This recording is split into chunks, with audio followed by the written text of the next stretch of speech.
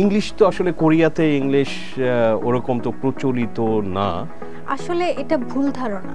আচ্ছা, ইংলিশ ওখানে খুবই পপুলার। ওরা ইংলিশ শিখে হচ্ছে English as a foreign language. স্টুডেন্টদের জন্য আগে দেখাইতে হইতো $10,000। আচ্ছা, কানাডিয়ান ডলার। এখন নিয়মটা পরিবর্তন করেছে, এখন হচ্ছে $20,000 দেখাইতে হবে। বাংলাদেশি স্টুডেন্টরা আন্ডারগ্রেড লেভেলে যাওয়া উচিত নাকি গ্রাজুয়েশন করার পরে যাওয়াটা বেটার, কোনটা? এটা ডিপেন্ড করে পার্সোনাল চয়েসের উপরে। কিন্তু এই কয়েক বছরে আমাদের ইউনিভার্সিটি অফ রিজাইনাতে প্রচুর আন্ডারগ্রেড স্টুডেন্ট আসছে। তো আপনার কাছে কি মনে হয় আমেরিকা কানাডার মধ্যে কোনো ডিফারেন্স কি মনে হয়? কানাডা হচ্ছে গিয়ে আপনার শান্তিপ্রিয় লোকজন খুব শান্তিপ্রিয়, লোকজন খুব বন্ধুসুলভ।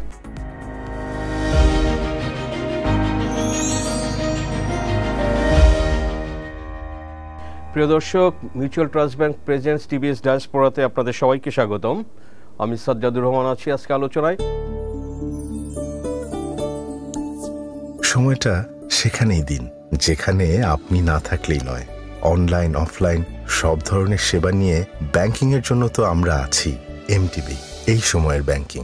দর্শক, আমাদের সঙ্গে স্টুডিওতে আছেন doctor Rubina Khanam, lecturer, university of Regina, কানাডার সাসকাচুয়ান প্রভিন্সের একটা ইউনিভার্সিটি। তো সেখানে পড়িয়ে থাকেন বাংলাদেশি ডায়াসপোরা এবং কানাডান একটা ইউনিভার্সিটিতে উনি পড়াচ্ছেন। দর্শক, আমরা ওনার এই গল্পটা, ওনার এই যে বাংলাদেশ থেকে কানাডা যাওয়া এই জার্নির ইতিহাসটাও সংক্ষেপে জানবো, এবং বাংলাদেশিদের জন্য কানাডাতে কী ধরনের সুযোগ সুবিধা আছে, কেউ পড়তে গেলে কি করতে হবে, খরচ কেমন হয়। দর্শক, এগুলো আলোচনা করব। আশা করি আপনারা অনেক ইনসাইটস পাবেন, এবং যারা যেতে চায় কানাডা আমরা জানি যে বাংলাদেশিদের জন্য ওয়ান অফ দ্য টপ পছন্দের একটা দেশ, যেখানে অনেকেই যেতে চায়। বাংলাদেশের একটা বড় যে যারা ব্রেন ড্রেন হয়, এটার কিন্তু অন্যতম একটা ডেস্টিনেশন কিন্তু কানাডা। আমরা দেখেছি যে বাংলাদেশের বুয়েটের গ্র্যাজুয়েটসদের মধ্যে সবথেকে বেশি কিন্তু আসলে কানাডাতে তারা গিয়ে থাকে, বিভিন্ন প্রথমে পড়তে যায়, তারপরে তারা সেখানে পিআর নিয়ে সেখানে থেকে যায়। সো দর্শক, এইসব ইনসাইটস আমরা জানবো এবং আপনাদের সঙ্গে শেয়ার করব। সো ডক্টর রুবিনা খানম, আপনাকে স্বাগতম টিভিএসে। Yes, great. We are really grateful যে আপনি আপনার ব্যস্ততা সত্ত্বেও আমাদের এখানে সময় দিতে পেরেছেন। সো আপনার এই যে ঢাকা ইউনিভার্সিটিতে আপনি ইংলিশ লিটারেচার অ্যান্ড লিঙ্গুইস্টিক্সে পড়ে কানাডা গেলেন, সেখানে আরও ফার্দার পড়ালেখা করেছেন। সো আপনার এই জার্নিটা একটু সংক্ষেপে আমরা দর্শকদের সঙ্গে শেয়ার করতে চাই। অবশ্যই। আমি ঢাকা ইউনিভার্সিটিতে ইংলিশ ডিপার্টমেন্ট থেকে পাশ করি। আমি ওখানে ইংলিশ লিটারেচার অ্যান্ড লিঙ্গুইস্টিক্স নিয়ে পড়াশোনা করি। কত সালে পাশ করেন? আমি পাশ করি হচ্ছে গিয়ে 2006-07। আচ্ছা, অনার্স করা হয়। তারপর হচ্ছে অনার্স করার পরে মাস্টার্স হচ্ছে ভর্তি হয়েছিলাম, কিন্তু কমপ্লিট করা হয়নি ওখান থেকে। 2008-এ আমি সাউথ কোরিয়া চলে যাই একটা স্কলারশিপ নিয়ে। ওখানে আমি হচ্ছে গিয়ে মাস্টার্স করি অ্যাপ্লাইড লিঙ্গুইস্টিক্সের উপরে। তারপর ওখান থেকে ইংলিশেই, হ্যাঁ, English applied linguistics. Daegu university, I think. Daegu university, right. Daegu university, Gyeongsan প্রভিন্সে। জায়গাটার নাম গিয়ংসান, প্রভিন্স হচ্ছে দেগু। তো ওখানে হচ্ছে গিয়ে আমি মাস্টার্স করি। মাস্টার্স করার পরে ওখান থেকে কানাডা চলে যাই পিএইচডি করার জন্য। সাসকাচুয়ানে যাই, আপনি যেটা মেনশন করলেন, সাসকাচুয়ান প্রভিন্স। সাসকাচুয়ান হচ্ছে গিয়ে প্রেরি রিজিয়ন, ওয়েস্টার্ন কানাডার একটা প্রভিন্স। আর রিজাইনা হচ্ছে সাসকাচুয়ানের ক্যাপিটাল। আমি university of Regina faculty of education থেকে পিএইচডি করি। আমার পিএইচডির ফিল্ড হচ্ছে English language policy and planning. আমি আসলে এখানে বাংলাদেশে আসছি একটা কনফারেন্স হচ্ছে ব্র্যাক ইউনিভার্সিটিতে ল্যাঙ্গুয়েজের উপরে, ওখানে প্রেজেন্ট করার জন্য আসছি। আমার টপিকটাই হচ্ছে English language policy and planning. তো আজকে প্রেজেন্টেশন ছিল আমার দুপুরবেলা, তো ওখানে এই বিষয় নিয়ে কথা বলি। তো এটার জন্যই বাংলাদেশে আসা এইবার। আর ফ্যাকাল্টি অফ এডুকেশনে আমি পিএইচডি করা অবস্থাতেই আমি টিচিং একটা জব পাই ওখানে লেকচারার হিসেবে। তো ওখানে আমি পড়াচ্ছি এখন প্রায় 8 থেকে 9 বছর হয়ে গেছে। তো আমি বিভিন্ন সাবজেক্ট পড়াই ওখানে, যেমন ধরেন আপনার একটা সাবজেক্ট হচ্ছে how to teach English in মাল্টিলিঙ্গুয়ালিজম classroom, তারপর হচ্ছে সোশ্যাল জাস্টিসের উপরে ক্লাস নিই, তারপরে ইন্ডিজিনাস হিস্ট্রি কারিকুলাম। তো এগুলি সাবজেক্টের উপরে আমি ক্লাস নিয়ে থাকি। প্রি সার্ভিস টিচার্সদের আমি পড়াই, যারা ভবিষ্যতে শিক্ষক হতে চায় তাদেরকে আমি ট্রেন করি। সো আমি হচ্ছে গিয়ে আসলে টিচার এডুকেটর। আচ্ছা, ওকে, টিচার এডুকেটর, ফ্যান্টাস্টিক। তার মানে teacher of teachers. Yes, okay, that's great. এটা একজন বাংলাদেশি হিসেবে আমরাও আসলে প্রাউড ফিল করছি যে আপনার এই রোলটাতে। তো আপনি যে ধরেন যে ঢাকা ইউনিভার্সিটি থেকে গ্রাজুয়েশন করে যে কোরিয়াতে, সাউথ কোরিয়াতে গিয়ে অ্যাপ্লাইড আপনার লিঙ্গুইস্টিক্সের উপরে ফার্দার এডুকেশন, তো কোরিয়াতে যাওয়ার এই গল্পটা কেমন? মানে ইংলিশ তো আসলে কোরিয়াতে ইংলিশ ওরকম তো প্রচলিত না। আসলে এটা ভুল ধারণা। আচ্ছা, ইংলিশ ওখানে খুবই পপুলার। ওরা ইংলিশ শিখে হচ্ছে English as a foreign language. Okay, তো কেউ শিখে English as a second language, কেউ শিখে English as a foreign language, কেউ শিখে English as an additional language. আচ্ছা, তো ওখানে হচ্ছে ইংলিশটা শিখে ফরেন ল্যাঙ্গুয়েজ হিসেবে ইংলিশ অনেক পপুলার। ইংলিশ যারা বলে তারা অনেক পপুলার, তাদেরকে খুব রেসপেক্টের চোখে দেখা হয়। তো ইংলিশ আমি ওখানে গেলাম, আমার কিন্তু কোরিয়ান ভাষা শিখতে হয় নাই। আচ্ছা, এটা ম্যান্ডেটরি আমার জন্য ছিল না। এবং আমি যে শিখি নাই ভাষাটা, তাতে আমার কোনোই অসুবিধা হয় নাই চলতে।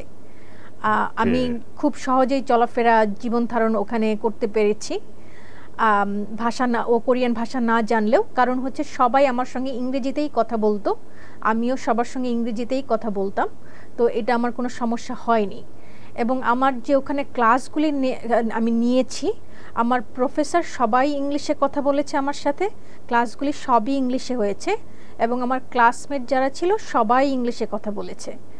সো এটা কোনো সমস্যা ছিল না। কোনো সমস্যা না। বাইরে থেকে এটা হয়তো অনেক মনে হয় যে কোরিয়াতে কোরিয়ান ছাড়া আসলে লোকজন জানে না এরকমের। সো বিষয়টা তা না। সো আপনার এই যে কানাডা, যেটা বলছিলাম আমি ইন্ট্রোডাকশনে, যে বাংলাদেশিদের জন্য পছন্দের দেশগুলোর মধ্যে অন্যতম কানাডাতে। সো কানাডাতে বাংলাদেশি লোকজন কেমন থাকে ইন নাম্বারস, কোনো স্ট্যাট? বাংলাদেশি অনেক লোক থাকে ওখানে। আমাদের রিজাইনাতে কয়েক হাজার বাংলাদেশি আছে। মানে সাসকাচুয়ানে না রেজাইনাতে? রিজাইনাতে। ওকে, সাসকাচুয়ানের আরেকটা শহর হচ্ছে সাসকাটুন। সাসকাটুন হচ্ছে রিজাইনা থেকে একটু বড়, ওখানে বাংলাদেশি আরো অনেক বেশি। রিজাইনা থেকে অবশ্যই অনেক বেশি। আর হচ্ছে কি আপনি বাংলাদেশি আরো পাবেন হচ্ছে ভ্যানকুভারে, টরন্টোতে, ক্যালগেরিতে। ওই শহরগুলি অনেক বড়, ওখানে বাংলাদেশি আরো বড়। হ্যাঁ, বাংলাদেশি কমিউনিটি অনেক বড়। রাইট। রিসেন্ট আমরা দেখেছি যে সাসকাচুয়ানে, এখানে কি কোনো কানাডিয়ান সরকার বিশেষ কোনো সুবিধা দেয় ওখানে যাওয়ার জন্য, থাকার জন্য? হ্যাঁ। কেন সেটা দিয়ে থাকে? কারণ হচ্ছে সাসকাচুয়ানের লোক সংখ্যা অনেক কম। তো যেহেতু লোক সংখ্যা অনেক কম, সেহেতু সাসকাচুয়ান গভর্নমেন্ট, প্রভিন্সিয়াল গভর্নমেন্ট এবং ফেডারেল গভর্নমেন্ট দুইজনই চায় লোকজন নিয়ে আসার জন্য ওখানে। তো ইমিগ্রেশনটা ওখানে ইজি। আচ্ছা। তো ও দেখা যায় যে টরন্টো বা ভ্যানকুভার থেকে অনেক লোক সাসকাচুয়ানে চলে আসে শুধুমাত্র ইমিগ্রেশনের কারণে। আচ্ছা, মানে কি সহজে পিআর পাওয়া যায়, পার্মানেন্ট রেসিডেন্সিপ? যদি আপনি অন্য প্রভিন্সের সঙ্গে তুলনা করেন তাহলে সহজে পাওয়া যায়। যেমন ধরেন একটা নিয়ম ছিল যে আপনি যদি 900 ঘন্টা কাজ করতে পারেন তাহলে আপনি পিআর এর জন্য অ্যাপ্লাই করতে পারবেন। আচ্ছা, এটা ছিল সাসকাচুয়ানের নিয়ম, যেটা অন্য প্রভিন্সে ছিল না। 900 ঘন্টা কত দিনের মধ্যে? 900 ঘন্টা আপনি যত দিনের মধ্যেই করতে পারেন। ওকে, মোটামুটি 1 বছরের মধ্যে 900 ঘন্টা হয়ে যায়। তো এটা করা সম্ভব আসলে। তো এই নিয়মটার কারণে অনেকেই চলে আসতো, টরন্টো থেকে অনেকেই চলে আসতো, ভ্যানকুভার থেকে অনেকেই চলে আসতো। তো সবাই পিআর হয়ে যাওয়ার পরে আবার মুভ করে, আবার ফিরে যায় যার যার জায়গায়। তো হ্যাঁ, পিআর জিনিসটা, ইমিগ্রেশনটা মানে অন্য প্রভিন্সের তুলনায় একটু ইজি সাসকাচুয়ানে। তো বাংলাদেশ থেকে যদি কেউ ধরেন যে আপনার ইউনিভার্সিটি অফ রেজাইনাতে পড়তে যেতে চায়, বা ধরেন যে সাসকাচুয়ানে যদি কেউ ইমিগ্রেন্ট হতে চায়, সো কি করতে হবে? আপনি যদি স্টুডেন্ট হিসেবে যান তাহলে এক ধরনের উপায়, আপনি যদি ইমিগ্রেন্ট হিসেবে যেতে চান তাহলে আরেক ধরনের উপায়। তো আমি প্রথমে ইমিগ্রেন্টের কথাটা বলি। আপনি যদি ইমিগ্রেন্ট হয়ে যেতে চান দুইটা উপায় আছে। একটা হচ্ছে SINP বলে, এটার নাম হচ্ছে, পুরোটা নাম হচ্ছে Saskatchewan nomination SINP, Saskatchewan immigration nomination program. Okay, এটা হচ্ছে গিয়ে পার্মানেন্ট রেসিডেন্স হিসেবে আপনি যেতে পারবেন। আরেকটা হচ্ছে এক্সপ্রেস এন্ট্রি, ওইটা শুধুমাত্র স্কিলড ওয়ার্কার হিসেবে আপনি যেতে পারবেন। তো আপনার হচ্ছে গিয়ে NOC বলে, NOC এক জব ক্যাটাগরি, তো ওখানে বিভিন্ন জবের তালিকা দেয়া আছে। তো আপনি যদি বাংলাদেশে যে জব করছেন ওই জবের তালিকার সঙ্গে যদি ওখানকার তালিকা মিলে যায় তাহলে আপনি অ্যাপ্লাই করতে পারবেন। আচ্ছা, SINP-তেও অনেকটা একই রকম, কিন্তু SINP-র আরেকটা বিষয় হচ্ছে আপনার যদি ওখানে কোনো আত্মীয় থাকে, যেমন ধরেন আমি এখন ওখানে আছি, আমি হচ্ছে কানাডিয়ান নাগরিক, তো এখন আপনি যদি আমার ভাই হন তাহলে আমি আপনাকে স্পন্সর করতে পারবো। SINP-তে 60 পয়েন্ট লাগে, 60 পয়েন্ট লাগে। তো আপনি এই পয়েন্টগুলি বিভিন্ন তালিকায় ভাগ করা আছে। যেমন ধরেন আপনার যদি মাস্টার্স করা থাকে তাহলে আপনার এক ধরনের পয়েন্ট, আপনার যদি ইংরেজি পরীক্ষার টেস্ট দেয়া থাকে এক ধরনের পয়েন্ট, আপনার যদি রিলেটিভ থাকে আপনি 20 পয়েন্ট পাবেন। আচ্ছা, তো আমি যদি আপনার বোন হই, আপনি আমার ভাই হন, তাহলে আপনি যদি অ্যাপ্লাই করেন আপনি 20 পয়েন্ট পাবেন। এটা কিন্তু অনেক বড় পয়েন্ট। তো আপনার এরকম ভাবে 60 পয়েন্ট হতে হবে অ্যাপ্লাই করার জন্য। তো 60 পয়েন্ট হওয়ার পরে আপনি অ্যাপ্লাই করলেন, তো অ্যাপ্লাই করার পরে আশা করি হয়ে যাবে, কিন্তু হচ্ছে কি আপনার ফান্ডিং দেখাইতে হবে।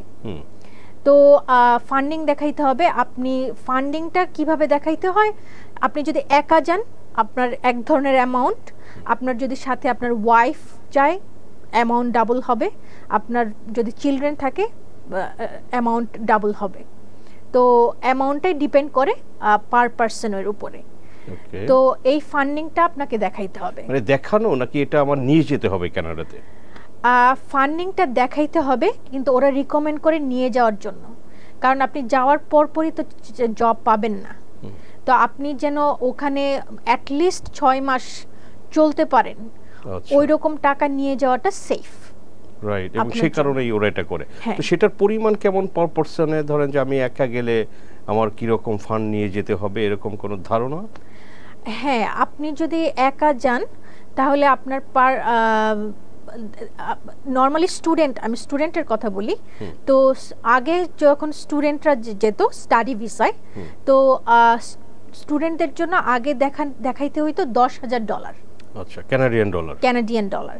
এখন নিয়মটা পরিবর্তন করেছে, এখন হচ্ছে $20,000 দেখাইতে হবে।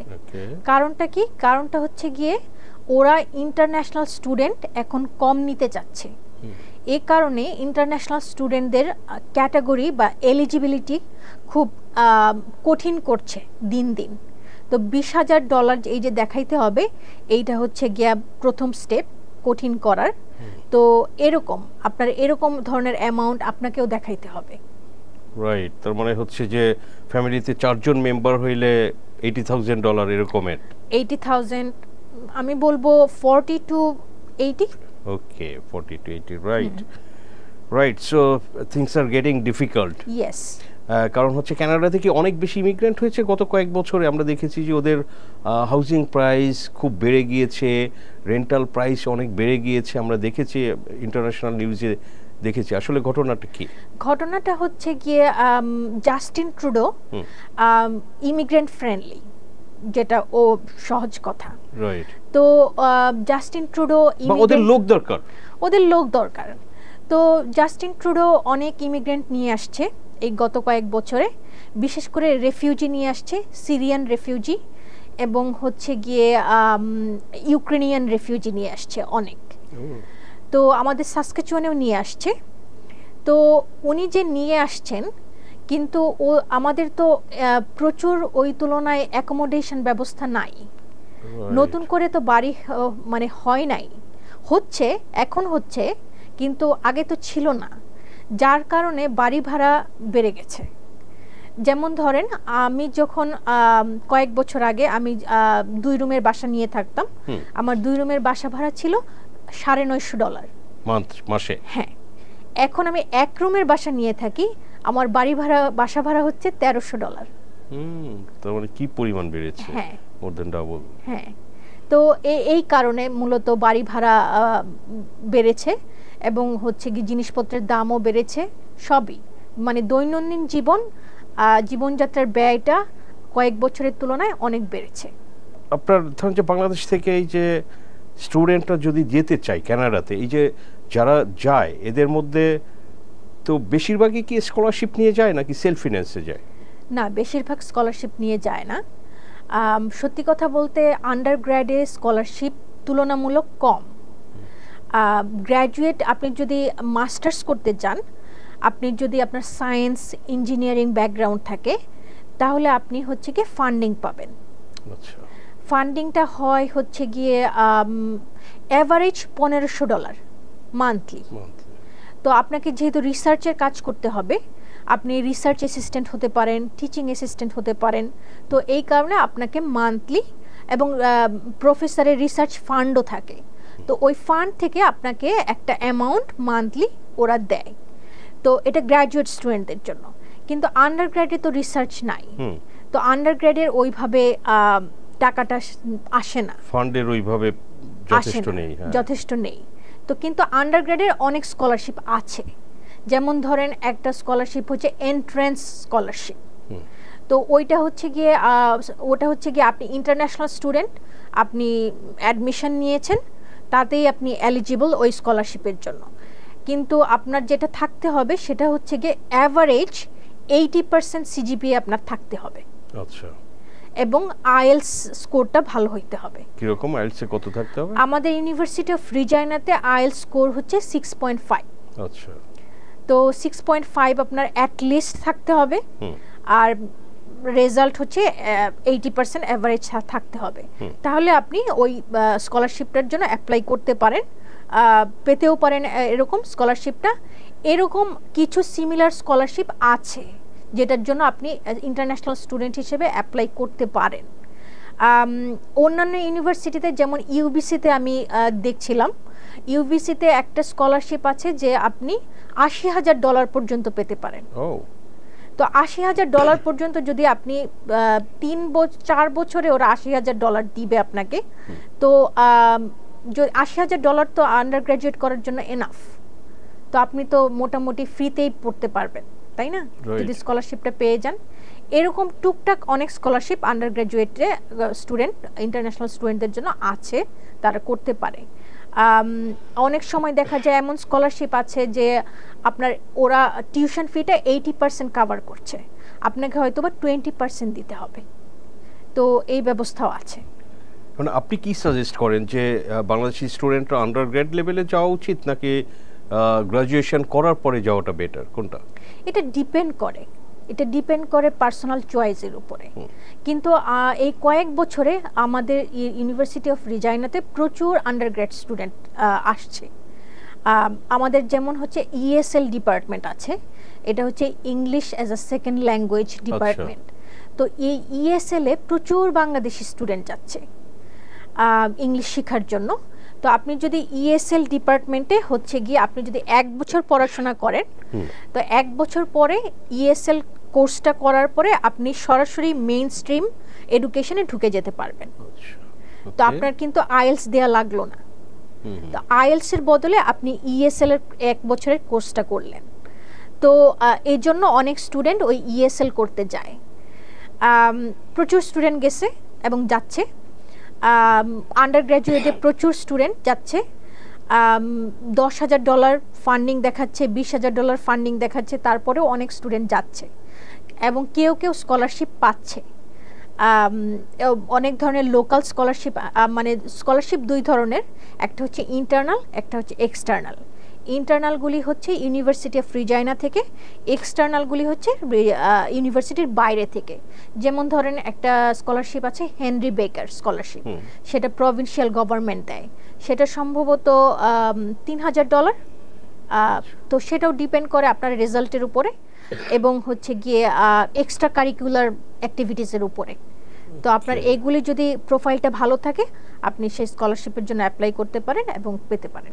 এটা কি এজ বার আছে কোনো, এই যে কেউ এজ বার? না। আচ্ছা, anybody can admit? Yes. Okay, that's good. So আমরাও সামনে যাব কিনা চিন্তা করা যেতে পারে।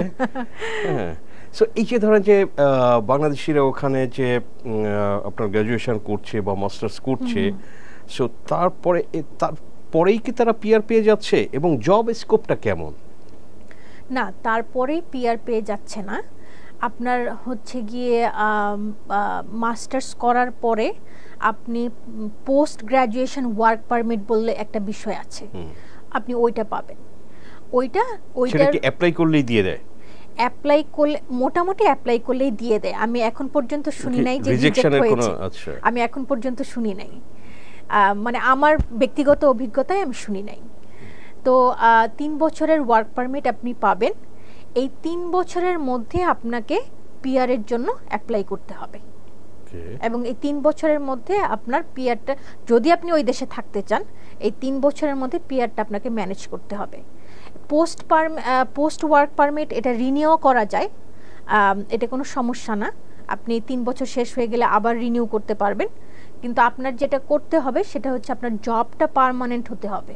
তো আপনার জব থেকে আসলে স্পন্সর করবে আপনাকে।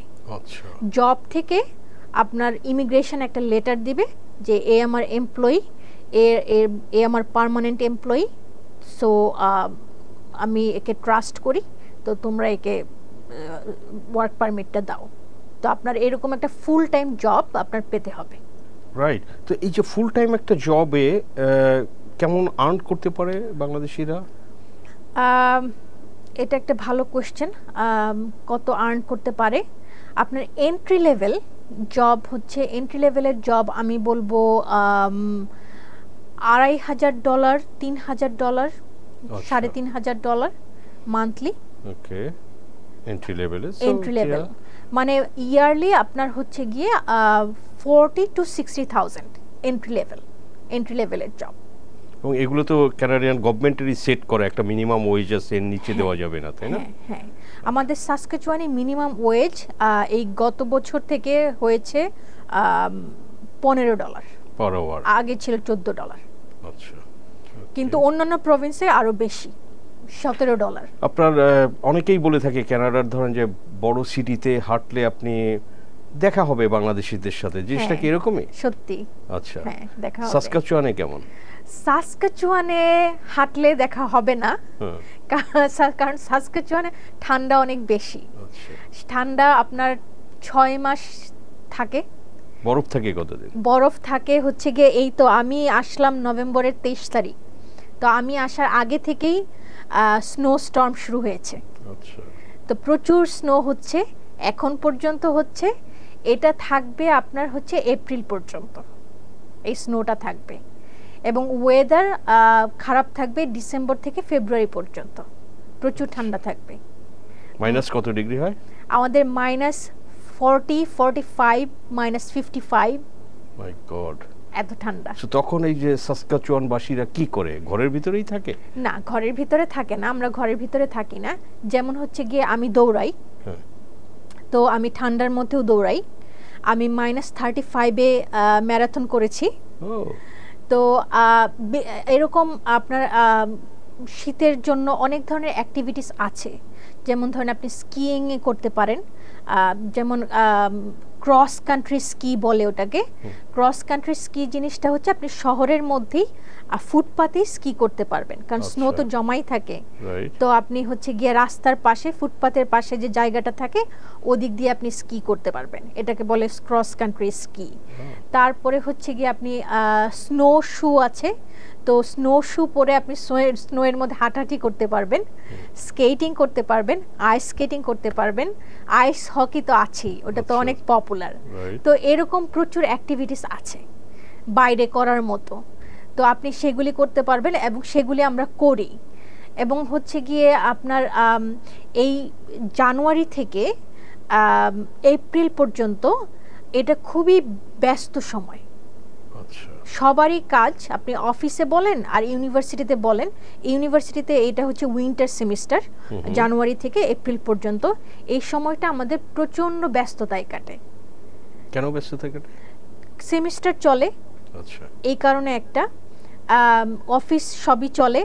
আপনার শীতের জন্য, তুষার ঝড়ের জন্য, ব্লিজার্ডের জন্য কিছুই বন্ধ হয় না, স্কুল বন্ধ হয় না, ইউনিভার্সিটিও বন্ধ হয় না, তো সবই চলে। এই কারণে আমরা কাজ নিয়ে ব্যস্ত থাকি আসলে। তো বাসায় বসে থাকার সময় আসলে নাই, কাজে যেতেই হয়, কাজ করতেই হয় এর মধ্যেই। আচ্ছা, রাইট। আপনি কানাডাতে আছেন, আপনাদের প্রতিবেশী হচ্ছে আমেরিকা। হ্যাঁ, দুইটাই হচ্ছে পৃথিবীর ধনী দেশ, বড় দেশ। তো আপনার কাছে কি মনে হয় আমেরিকা কানাডার মধ্যে কোনো ডিফারেন্স কি মনে হয় আপনার কাছে? অবশ্যই অবশ্যই অনেক ডিফারেন্স। কানাডা হচ্ছে গিয়ে আপনার শান্তিপ্রিয় লোকজন, লোকজন খুব শান্তিপ্রিয়, লোকজন খুব বন্ধুসুলভ। আপনার হচ্ছে গিয়ে যেমন রিজাইনাতে আমি থাকি হচ্ছে গিয়ে 12 বছর, সবাই সবাইকে চেনে ওখানে, ছোট শহর, সবাই সবাইকে চেনে। মানে জিনিসটা বাংলাদেশের মতোই অনেকটা, যেমন আপনার বাসার নিচে হয়তো বা দোকান আছে, দোকানি আপনাকে চিনে, তাই না? হয়তো বা রিক্সাওয়ালা আপনাকে চিনে, মানে যেখানেই যাচ্ছেন আপনাকে লোকজন চিনে। রিজাইনাতেও অনেকটা সেরকম, আপনি যেখানেই যান আপনার পরিচিত লোকজন থাকবেই, পরিচিত লোকজন আপনাকে চিনবে, হাই হ্যালোটা হবেই। তো এই কারণে হচ্ছে গিয়ে আমি একা থাকি, তারপরেও আমার খুব একটা খারাপ লাগে না, এটা একটা। আরেকটা বিষয় হচ্ছে খুবই সেফ। আমি একা থাকি কিন্তু হচ্ছে গিয়ে আমি রাত 2টার সময় বাসায় ফিরতে পারি একা একা, কোনো সমস্যা হয় না, এখন পর্যন্ত কোনো সমস্যা হয় নাই। You drive? I drive, yes I drive. So এখন পর্যন্ত কোনো সমস্যা হয় নাই। সিকিউরড, খুবই সিকিউরড সব দিক থেকে। সব দিক থেকে আমি বলতেছি যে এইভাবে যে আপনি রাস্তায় বের হলেন সেটা তো সিকিউরড অবশ্যই, কিন্তু আপনার লাইফেও নিশ্চয়তা আছে। যেমন ধরেন আপনি হচ্ছে গিয়ে আপনি যদি আপনি জব করছেন, তো আপনার জব থেকে ইআই বলে একটা ইন্স্যুরেন্স ওরা কেটে রাখে, আচ্ছা, এমপ্লয়মেন্ট ইন্স্যুরেন্স। তো আপনার কোনো কারণে যদি জব চলে যায় ওই ইন্স্যুরেন্স থেকে আপনি টাকা পাবেন, বেকার থাকা অবস্থাতে। তো এটা একটা সিকিউরিটি। তারপরে পেনশন তো আছে। হ্যাঁ, কানাডাতে বলা হয় social security is one of the best in the world. Security অনেক বেশি। আমাদের হেলথ ফ্রি, যদিও আমাদের ডাক্তার কম, আচ্ছা, নার্স কম, কিন্তু স্বাস্থ্য ব্যবস্থা ফ্রি। আমি এখন পর্যন্ত কোথাও কোনো টাকা দেই নাই স্বাস্থ্যের জন্য, স্বাস্থ্য বিষয়ে কোথাও কোনো টাকা আমাকে এখন পর্যন্ত দিতে হয় নাই। এবং হচ্ছে গিয়ে যদিও ডাক্তার কম, নার্স কম, কিন্তু আমার ব্যক্তিগত অভিজ্ঞতায় আমার কোথাও কোনো সমস্যা হয়নি এখন পর্যন্ত। আমি যেখানেই এখন পর্যন্ত গিয়েছি সঠিকভাবেই সেবা আমি পেয়েছি, আমার কোনো সমস্যা হয়নি। কানাডাতে আপনার ইমিগ্রেন্ট অ্যান্ড যারা কানাডিয়ান অরিজিন, এই রেশিওটা কেমন? এই রেশিওটা সাসকাচুয়ানে রেশিওটার মধ্যে গ্যাপ আছে। সাসকাচুয়ানে আমাদের হোয়াইট কানাডিয়ান অনেক বেশি, আচ্ছা, অনেক বেশি। তারপর আপনার ইন্ডিজিনাস কমিউনিটি আছে। ইন্ডিজিনাস কমিউনিটি খুবই ডাইভার্স। যেমন ধরেন ফার্স্ট নেশনস একটা কমিউনিটি, মেইটি একটা কমিউনিটি, লাকোটা, ডাকোটা, নাকোটা, সোটো, এইগুলি হচ্ছে ইন্ডিজিনাস কমিউনিটিস। তো ইন্ডিজিনাস কমিউনিটিস খুবই diverse linguistically and culturally.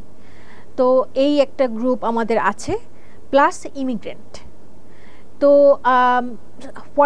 White ক্যানাডিয়ানের তুলনায় ইমিগ্রেন্ট অবশ্যই একটু কম সাসকাচুয়ানে।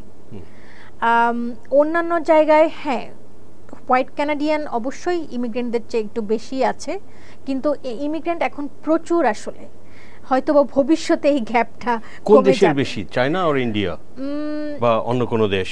সাসকাচুয়ানে ইন্ডিয়ান বেশি। আচ্ছা, ইন্ডিয়ান বেশি সত্যি কথা বলতে। তারপরে সেকেন্ড আমি বলবো বাংলাদেশিও প্রচুর, চাইনিজ হ্যাঁ আছে, চাইনিজ আছে, ফিলিপিনো, ভিয়েতনাম ওরাও আছে। আচ্ছা, বাংলাদেশিরা ধরেন ওখানে কেমন করছে? খুবই ভালো, সবাই জব করছে, ভালো ভালো জব করছে।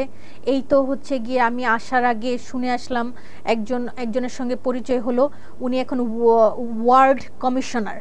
আচ্ছা, রাইট, কাউন্সিলর আমাদের। হ্যাঁ, কাউন্সিলরের মতো। উনার নাম হচ্ছে গিয়ে শাহনাজ সুলতানা বিথি। উনি বেশ, আপনি যদি ফেসবুকে খোঁজ করেন উনি বেশ পপুলার। তো উনি নতুন ওয়ার্ড কমিশনার হয়েছেন। তো লিডারশিপের দিকে আমাদের জন্য অবশ্যই প্রাউড ফিল করার মতো একটা বিষয়, এগিয়ে আছেন। এরকম আমাদের লিডারশিপ বেশ ভালোই। উনি ছাড়াও আমি শুনেছি আরও 2 জন বাংলাদেশি পলিটিক্সে জয়েন করেছেন এবং ওনারাও ইলেকশন করেছেন, কিন্তু আনফরচুনেটলি ওনাদের অতটা ভোট জিততে পারেন নাই। কিন্তু আমাদের শাহনাজ সুলতানা বিথিয়াপা উনি ইলেকশনে জিতেছেন। তো উনি এখন ওয়ার্ড কমিশনার। হ্যাঁ, সাসকাচুয়ানে। হ্যাঁ, আমার পরিচিত যত বাংলাদেশি আছে, আমি যাদের সঙ্গে মিশি, সবাই বেশ ভালো ভালো জায়গাতে আছে। That's great. আমরা ডক্টর রুবিনা ইন্টারভিউর শেষের দিকে আমরা, তো আমরা একটু যদি জানতে চাই যে বাংলাদেশিরা যারা যেতে চায় কামিং ডেজ, মান্থস অর ইয়ার্সে, সো আপনার কি পরামর্শ? আসলে পড়তে গেলে কোথায় যাবে, কোথায় খরচ কম, বা স্কলারশিপ কিভাবে তারা খুঁজবে, পেতে পারে, এবং ধরেন যে আফটার এডুকেশন তারা কিভাবে ওখানে থাকতে চাইলে থাকতে পারে, এই ধরনের কিছু পরামর্শমূলক কথা যদি আপনি বলেন। অবশ্যই, যদি আপনি স্টুডেন্ট হিসেবে যান, অবশ্যই আপনার জন্য টিউশন ফিটা একটা বড় ব্যাপার। তো আপনাকে দেখতে হবে কোন ইউনিভার্সিটিতে টিউশন ফিটা কম। যেমন ধরেন ওয়েবসাইটে পাওয়া যায়। আপনি যদি গুগলে গিয়ে একটু সার্চ করেন, আপনি লিস্ট পেয়ে যাবেন কোন কোন প্রভিন্সে টিউশন ফি লেস। তো যেমন ধরেন ম্যানিটোবা, নিউ ফাউন্ডল্যান্ড, নিউ ব্রান্সউইক, এগুলিতে টিউশন ফি অনেক কম। ভ্যানকুভারে কিছু ইউনিভার্সিটি আছে, টরন্টোতে কিছু কলেজ আছে, ওখানেও টিউশন ফি কম। আমাদের ইউনিভার্সিটি অফ রিজাইনাতে তুলনামূলকভাবে টিউশন ফিটা একটু বেশি। আচ্ছা, কত? আপনি যদি 3 ক্রেডিট আওয়ার্স ক্লাস নেন তাহলে আপনার $2000 উপরে।